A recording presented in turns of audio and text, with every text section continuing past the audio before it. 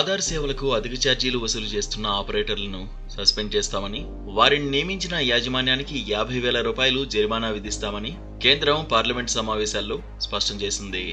Aadhaar card వివరాలను ఉచితంగా update చేసుకునేందుకు కేంద్ర ప్రభుత్వం ఇప్పటివరకు అనేక అవకాశాలు ఇచ్చింది.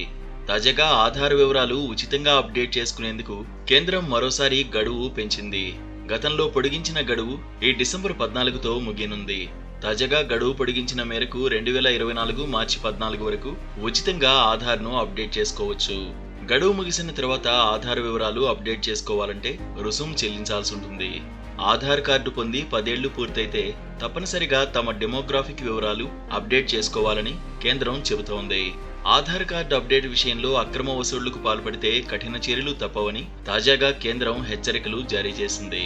బయోమెట్రిక్ వివరాల అప్డేట్తో సహా ఆధార్ సేవలకు అధిక ఛార్జీలు విధించకూడదని ఇప్పటికే అన్ని ఆధార్ ఆపరేటర్లకు భారత విశిష్ట గుర్తింపు ప్రాధికార సంస్థ ఆదేశాలు జారీ చేసింది.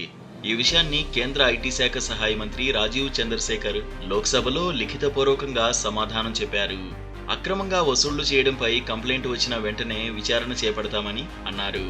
నిజమని రుజువైతే మాత్రం సంబంధిత నమోదు రిజిస్టర్కు 50,000 రూపాయలు జరిమానా విధిస్తామన్నారు. ఈ అంశంపై ఏఐడిఏఐకు మెయిల్ లేదా 1947 నెంబర్కు ఫోన్ చేసి ఫిర్యాదు చేయాలని మంత్రి సూచించారు.